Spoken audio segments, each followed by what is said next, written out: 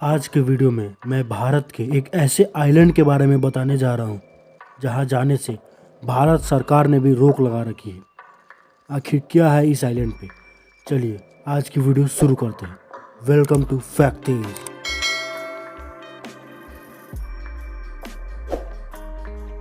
इस आइलैंड का नाम है नॉर्थ सेंटिनेल आइलैंड।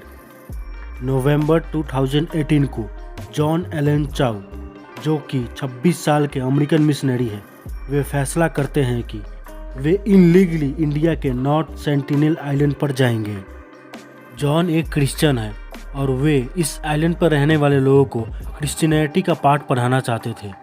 तो ये एक पास वाले आइलैंड पर पहुंचकर वहां मौजूद एक मछुआरे को रिश्वत देकर उसे उस आइलैंड पर जाने के लिए तैयार कर लेते हैं। वे जैसे तैसे आइलैंड पर पहुंचकर वहां के लोगों से बात करने की कोशिश की, मगर वो बच नहीं पाए।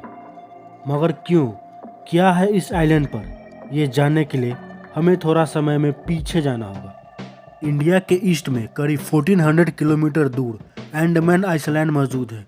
ये इंडियन टेरिटरी का ही हिस्सा है जहाँ कई सारे गांव हैं। इस आइलैंड के सिर्फ 50 किलोमीटर दूर एक ऐसा आइलैंड है जहां इंसानों की वो सिविलाइजेशन बसती है जिन्होंने अपनी अलग दुनिया बसा रखी है, नॉर्थ सेंटिनेल आइलैंड। ये आइलैंड सिर्फ 50 स्क्वायर किलोमीटर बड़ा है। हिस्ट्री में कई बार यहाँ जाने की कोशिश की गई है, मगर यहाँ रहने वाले लोग किसी आउटसाइडर को देखते ही मार देते हैं। ऐसा लगता है कि ये लोग आज भी स्टोन एज में रहते हैं। ये लोग दुनिया की सबसे आइसोलेटेड ट्राइब इसलिए है क्योंकि ये आइसोलेटेड रहना चाहते हैं। जब बाहर के लोगों ने इन सब से कांटेक्ट करने की कोशिश की है, तब वायलेंस ही देखने को मिला है। 1867 में जब एक इंडियन मर्चेंट शिप जो करीब 100 पैसेंजर्स को लेकर जा रहा था, उसका एक्सीडेंट हो जाता है इस आइलैंड के किनारे। फिर उस आइलैंड पर रहने वाले लोग बाहर आते हैं और तीरों से हमला शुरू करते हैं, लेकिन वो सारे पैसेंजर्स ब्रिटिश रॉयल नेवी की मदद से वहाँ से निकल जाते हैं। फिर ईयर 1880 में एक ब्रिटिश को अंडमान आइलैंड का क्राउन एडमिनिस्ट्रेटर बनाया गया। इनका नाम मॉरिस विडाल पोर्टमैन था और इन्होंने नॉर्थ सेंटिनेल आइलैंड पर जाने का फैसला किया। उनका प्लान था कि वे कबीले के कुछ सदस्यों को किडनैप करके अपने साथ अंडमान आइलैंड लेकर आएंगे और उनका अच्छे से ख्याल रखेंगे और एक अच्छे मैसेज के साथ उन्हें वापस भेजेंगे। पोर्टमैन उस आइलैंड पर गए और फिर वहां 2-3 दिन छुपे रहे। फिर एक परिवार जिसमें एक कपल और 4 बच्चे थे, पोर्टमैन ने उस फैमिली को किडनैप करके उन्हें अंडमान आइलैंड पर लाए। कबीले के लोगों का पहली बार उस आइलैंड के बाहर की दुनिया से कांटेक्ट हुआ था। कई बीमारियां उनकी बॉडी के लिए बिल्कुल नहीं थी। बड़ी एज वाला कपल इन बीमारियों से सरवाइव नहीं कर सका और उन दोनों की मौत हो गई।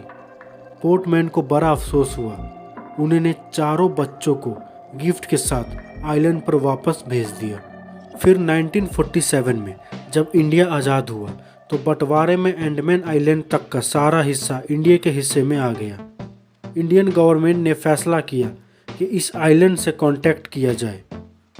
1967 में एक इंडियन एंथ्रोपोलॉजिस्ट त्रिलोकनाथ पंडित को ये जिम्मेदारी दिया गया। ये अपने साथ 20 मेंबर्स की टीम लेकर गए, पर इन्हें आइलैंड पर कोई नहीं मिला और ये वापस आ गए। फिर 1974 में नेशनल ज्योग्राफिक की टीम इस आइलैंड पर एक डॉक्यूमेंट्री बनाना चाहिए। इनकी टीम एक बड़ी बोट में सवार थी जिसमें सिक्योरिटी गार्ड, फिल्म क्रू और त्रिलोकनाथ पंडित भी थे। ये लोग आइलैंड पर जाके कुछ गिफ्ट्स रखे, जैसे कोकोनट्स और एक जिंदा सुअर। गिफ्ट रख कर ये थोड़ा पीछे हट गए, ये देखने के लिए कि लोकल लोग कैसे रिएक्ट करते हैं। कुछ लोग बाहर आए और फिर तीरों से हमला करना शुरू कर दिया, जिसमें एक तीर फिल्म के डायरेक्टर के पैर पर लग गई। उन्होंने उस सुअर पर भी हमला कर दिया जिसे वो एज ए गिफ्ट लेकर आए थे। और ये पहली बार था कि नॉर्थ सेंटिनल के लोगों को कैमरे में कैप्चर किया गया।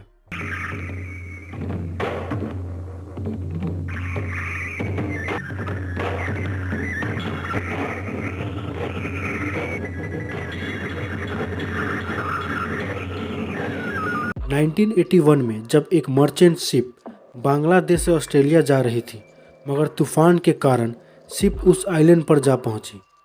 आइलैंड के लोगों फिर से बाहर आए और पैसेंजर्स पे हमला करना शुरू कर दिया। और ये जो शिप है वो आज भी गूगल मैप्स पर देख सकते हैं। 1991 में एक एक्सपीडिशन लीड की गई एंथ्रोपोलॉजिस्ट मधुरमाला चट्टोपाध्याय के साथ। ये अपने साथ एक छोटी सी टीम लेके गई थी बिना हथियारों के, और कुछ नारियल्स लेके गए थे वहाँ के आइलैंड पे रहने वाले लोगों के लिए। और इस बार आइलैंड के लोगों ने नारियल को एक्सेप्ट किया। फिर 1 महीने बाद मधुरमाला और त्रिलोकनाथ पंडित एक साथ गए, और इस बार भी उन लोगों ने कोई हथियार इस्तेमाल नहीं किया। आइलैंड के लोगों ने नारियल के साथ खूब खेला और नारियल को एक्सेप्ट भी किया।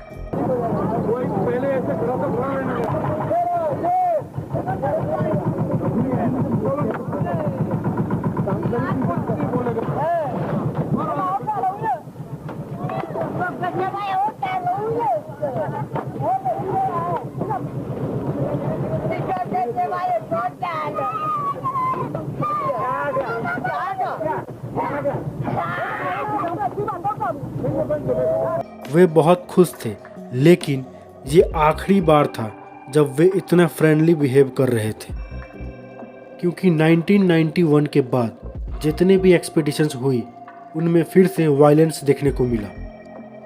फिर भारत सरकार ने आइलैंड को सील कर दिया, मतलब किसी को भी उस आइलैंड पर जाने की परमिशन नहीं है। लेकिन 2006 में 2 मछुआरे गलती से इस आइलैंड के करीब पहुंच गए, और फिर इस आइलैंड के लोगों ने उन्हें मारकर उनकी बॉडीज़ को बीच के किनारे लटका दिया। फिर 2018 में जॉन ने इस आइलैंड पर जाने की कोशिश की, जिसकी कहानी मैंने आपको शुरू में बताया था। भारत सरकार ने पाबंदी लगा रखी है कि कोई भी इस आइलैंड के 10 किलोमीटर के रेडियस में भी नहीं जा सकता है। आपको क्या लगता है, यहाँ के लोग ऐसा क्यों करते हैं? क्या उस आइलैंड के लोग उस आइलैंड के बाहर आना ही नहीं चाहते? आपको क्या लगता है नीचे कमेंट में ज़रूर बताना, और चैनल को सब्सक्राइब कर लेना, वीडियो को लाइक कर लेना और शेयर ज़रूर करना।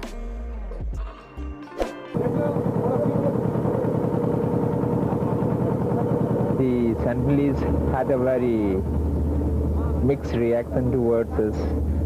In the first place, they cheerily waited us on the shore and they indicated their presence by walking down towards the beaches and then disappear. They are a very lively people who prefer to live in isolation away from the mainstream of life.